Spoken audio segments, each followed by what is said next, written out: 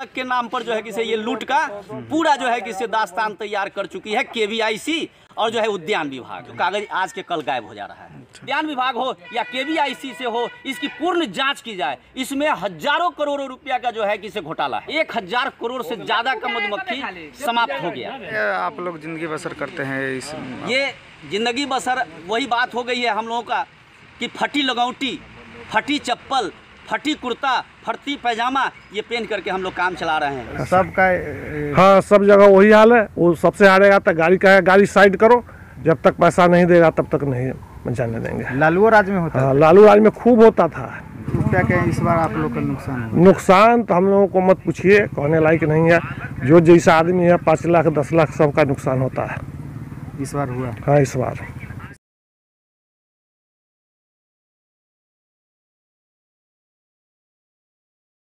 कभी लीची के शहद उत्पादन से जिले के किसानों के जीवन में खुशहाली की मिठास घुलती थी, लेकिन मुजफ्फरपुर का वही शहद कारोबार अब किसानों के लिए बर्बादी का सबब बन गया है। जिस शहद कारोबार के जरिए जिले के मधुमक्खी पालक कभी हजारों लोगों को रोजगार मुहैया कराते थे, अब खुद उनका परिवार कर्ज में डूबा हुआ है और वह दाने दाने को मोहताज है, जिससे मुजफ्फरपुर के शहद कारोबार को जिले के करीब 50,000 से अधिक शहद पालक किसानों ने अपनी मेहनत के बल पर आसमान से ऊंचाई तक पहुंचाया था। वही स्वरोजगार का यह कारोबार अब ख़त्म हो चुका है, सिमट चुका है। वही देश में कोरोना के आगमन से इस पूरे व्यवसाय की ऐसी कमर तोड़ी कि सालाना 10 से 12 लाख तक का कारोबार करने वाले किसानों की सारी जमा पूंजी एक झटके में ख़त्म हो गई।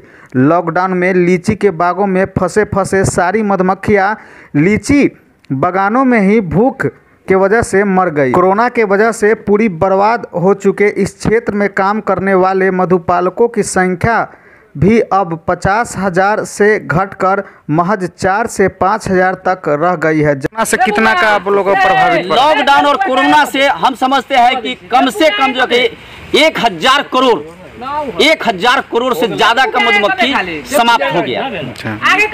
1000 करोड़ से अधिक मधुमक्खियां समाप्त हो गई मुजफ्फरपुर जिले के अंदर में। बाकी और तो कैसे आप लोग जिंदगी बसर करते हैं इस ये जिंदगी बसर वही बात हो गई है हम लोगों का कि फटी लगौटी, फटी चप्पल, फटी कुर्ता, फटी पैजामा ये पहन करके हम लोग काम चला रहे हैं। 2 टाइम खाने के जगह में 1 टाइम खा करके काम चला रहे हैं। बच्चे को स्कूल से हम लोग जो है कि से अब घर बैठा दिए हुए हैं। उनकी फीस नहीं दे पाते हैं, पढ़ा नहीं पाते हैं। हमारे साथ ये मजबूरी है। आप कहीं भी किसी भी पालक से जा करके पूछ लीजिए, आपको इसका वो अपना व्यथा आपको सुना देंगे और बता देंगे।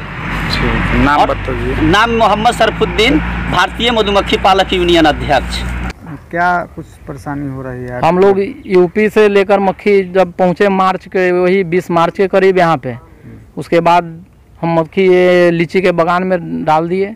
उसके बाद जो है बॉक्स रखने के बाद लॉकडाउन लग गई, तो यहाँ थोड़ा मोड़ा जो शहद निकला उसको निकाले। उसके बाद जो है दिक्कत आने लगा, न आदमी आता था, पुलिस लोग खींचते थे, शहद निकालने में भी परेशानी आई। उसके बाद देखे कि हम लोग लीची को निकालने के बाद कहीं स्थानांतरित करेंगे, दिक्कत आया कि जाने आने में असुविधा थी। उसके बाद जो है फिर वहाँ रखने में असुविधा थी। वहाँ के गांव वाले बोलते थे ये कोरोना लेकर आया है, इस कारण मधुमक्खी नहीं रखने देते थे, जिस कारण हम लोगों का मधुमक्खी का बॉक्स यहीं रह गया। उसके बाद रहने के कुछ दिन के बाद हम लोग चीनी उनी खिलाए। जब बरसात की सीजन है सारी मधुमक्खी मर गई मेरी। उसके बाद हमने डीएम से आग्रह किया, हमने ये प्रपोजल 2 प्रपोजल दिया, लेकिन आज तक 7-8 महीना बीत गया, साल बीत गया, लेकिन कोई ताकने को तैयार नहीं है और हम लोग भूखमरी के कगार पर हैं। आज स्थिति ऐसी है कि हम लोगों का बॉक्स सड़ रहा है, हम लोगों का मशीन सड़ रहा है। हम लोगों का कितना रुपया का आपका क्षति हुआ है? क्षति लमसम 10 लाख का था। 700 बॉक्स था जो वहाँ पे प्रमाणित है, रखा हुआ है, जहाँ पे सब। सरकार के द्वारा कोई प्रबंध नहीं किया गया, न पूछने वाला है। आज हम लोग मजदूरी करके खा रहे हैं, हम लोगों के पास कोई विकल्प नहीं है, कोई पहल नहीं है। कोई पहल नहीं है। ऑफिस दौड़ रहे हैं, सिर्फ बोला जा रहा है कि हाँ जाइए, हम आते हैं, चेक करते हैं। ये सिलसिला 7-8 महीना से चल रहा है। लगभग कितना का मुजफ्फरपुर जिले में कारोबार होता होगा? ये लमसम हमारे गांव में 200, ये टरमा गांव हुआ, यहाँ पे 200 पालक काम करते थे। 200 अभी कितना कर रहे हैं? अभी मुश्किल से मुखी ही मर गया तो 20-25 वही 10-20-50 कुछ आदमी के पास है। अभी सब लोग क्या है ये भुखमरी के कगार पे हैं। अब देख रहे हैं कि कोई मदद हो। हम लोग प्राइवेट से कर्ज लिए लेकिन आज तक कर्ज का कर्जदार मांग रहा है, हम लोग भाग रहे हैं। अच्छा बताइए क्या समस्या होती है बॉर्डर से आने? बॉर्डर से आने के बाद बॉर्डर पर जो है पहले ही जैसे कोई 100 रुपया मांगता है, कोई 500 मांगता है, कहीं 1000 रुपया मांगता है लोग, और हर हालत में नहीं देने के बाद में मारता भी है और पॉकेट में हाथ लगा करके कागज पत्तर पैसा जो मिलता है छीन लेता है, मोबाइल तो जो है यही धंधा चलता है सबका। हाँ सब जगह वही हाल है। वो सबसे हारेगा तो गाड़ी का है, गाड़ी साइड करो, जब तक पैसा नहीं देगा तब तक नहीं जाने देंगे। लालू राज में होता है? हाँ लालू राज में खूब होता था, अभी कम है कुछ, अभी कम है। हाँ अभी कम है। वो झारखंड बॉर्डर पर भी होता था, यूपी बॉर्डर पर भी होता था, जैसे पटना लोग चढ़ता था वहाँ सब बाढ़ बख्तियारपुर सब जगह होता था। लेकिन अभी जो है वो डरमा के पास होता है इधर से जाने में, और बरही के पास जो है। कितना रुपया का इस बार आप लोग का नुकसान हुआ? नुकसान तो हम लोगों को मत पूछिए, कहने लायक नहीं है। जो जैसा आदमी है 5 लाख 10 लाख सबका नुकसान होता है।